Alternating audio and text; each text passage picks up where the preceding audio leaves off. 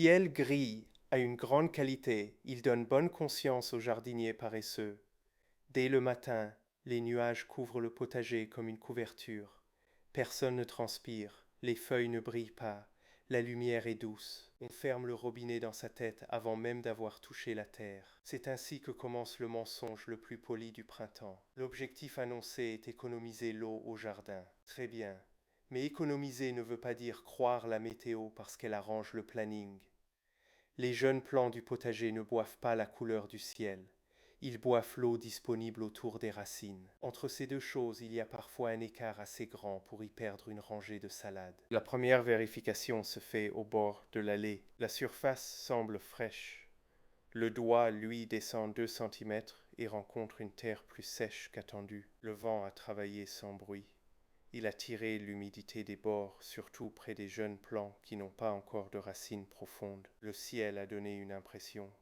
La terre donne le relevé de compte.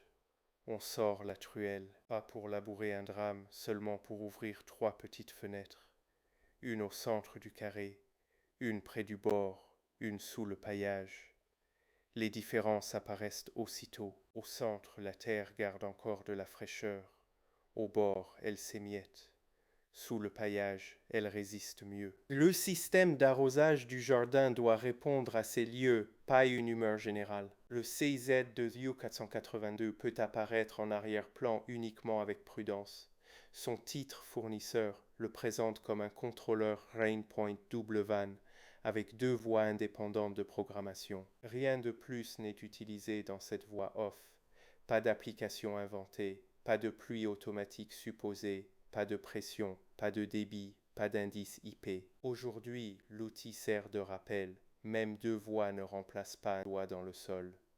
La caméra revient au ciel. Il continue d'être gris, presque convaincant.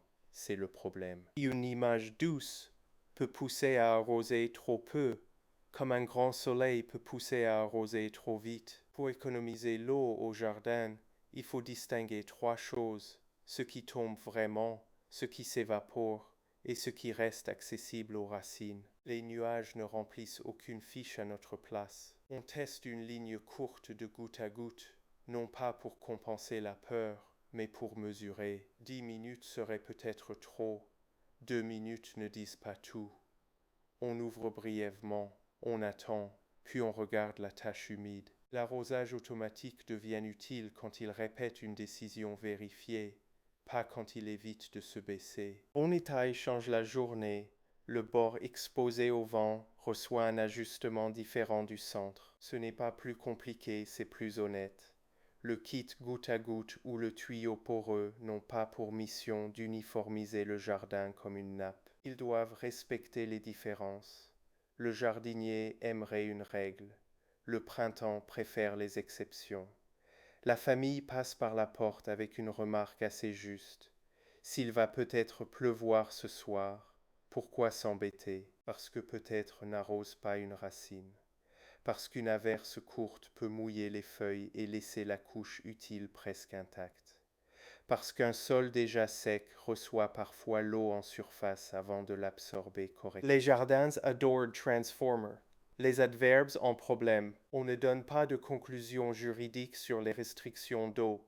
Si une règle locale existe, il faudra la vérifier avant publication et avant arrosage. Ici, le sujet est plus simple et plus universel. Regardez avant d'agir. L'eau économisée par négligence n'est pas une économie, c'est une dette que la plante réclamera plus tard. Au montage, les cartes blanches doivent rester presque météorologiques. Gris ne veut pas dire mouillé, la surface joue la comédie.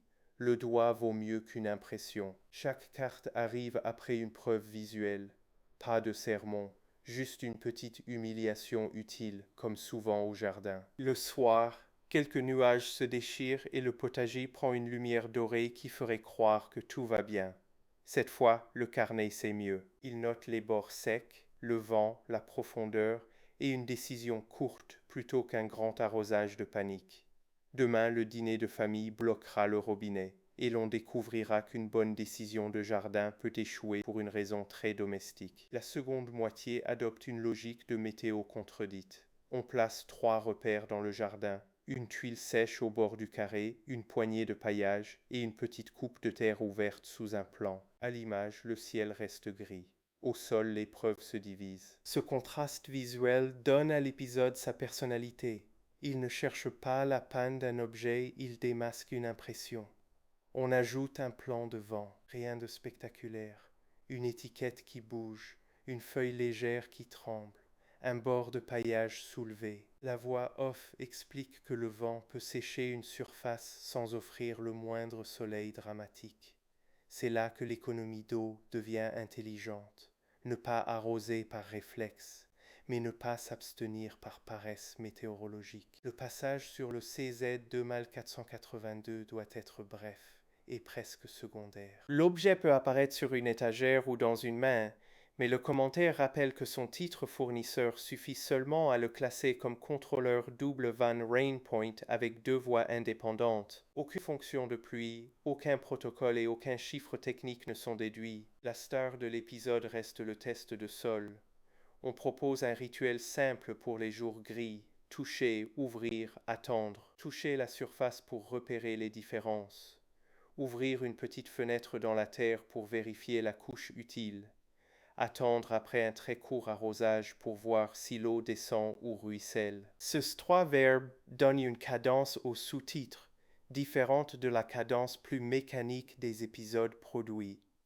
Le montage doit éviter les images trop jolies de gouttes sur feuilles. Elles séduisent, mais elles trompent. Une feuille mouillée n'est pas une racine hydratée. À la place, on montre la terre qui s'effrite entre les doigts, puis une zone sombre qui descend lentement après un essai. Le spectateur apprend à aimer des images moins glamour mais plus vraies. La conclusion refuse la morale facile. On n'a pas arrosé beaucoup. On n'a pas non plus ignoré le jardin. On a choisi un geste court, vérifié, adapté au bord exposé. Le carnet écrit peut-être. Cette phrase ouvre naturellement l'épisode suivant, où même une bonne décision devra se battre contre l'heure du dîner et les besoins de la maison. On ajoute un plan sonore. Pas de pluie, seulement le vent dans les feuilles. Cette absence de bruit devient une preuve. Le ciel gris avait l'air humide, mais il n'a rien donné au sol. Le spectateur comprend que la météo perçue et la météo utile ne sont pas toujours la même chose. La voix off peut détailler une règle de montage. Ne jamais couper directement d'un nuage à une décision. Entre les deux, il faut une main dans la terre. C'est presque une règle morale pour toute la série. Les jardins n'est pas gouverné par les impressions générales, mais par les preuves locales. On place aussi une limite. Il ne s'agit pas d'arroser tous les jours gris par peur. Ce serait l'erreur inverse. Il s'agit de vérifier. Parfois, la terre dira d'attendre. Parfois, elle dira qu'un bord exposé a besoin d'un petit passage. L'économie d'eau vient de cette précision, pas d'une abstinence automatique. Le dernier plan montre une petite averse qui commence enfin, trop tard pour justifier la décision du matin. La voix off laisse la question ouverte. Demain, cette pluie aura-t-elle vraiment pénétré ou aura-t-elle seulement lavé les feuilles?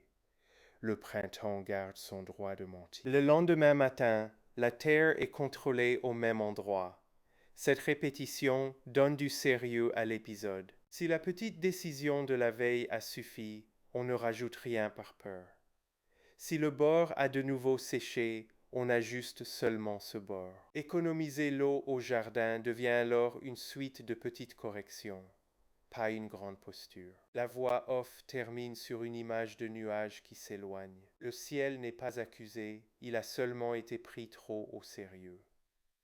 La terre, elle, reste disponible pour répondre, à condition que quelqu'un accepte de se pencher avant d'ouvrir le robinet. On ajoute une note pour le montage final. Ne pas mettre une musique trop dramatique. Le ciel gris doit rester banal, presque rassurant, parce que c'est justement sa force de tromperie. Le danger n'a pas besoin de tonnerre. Il tient dans une décision prise sans toucher le sol. Cette banalité rend l'épisode utile.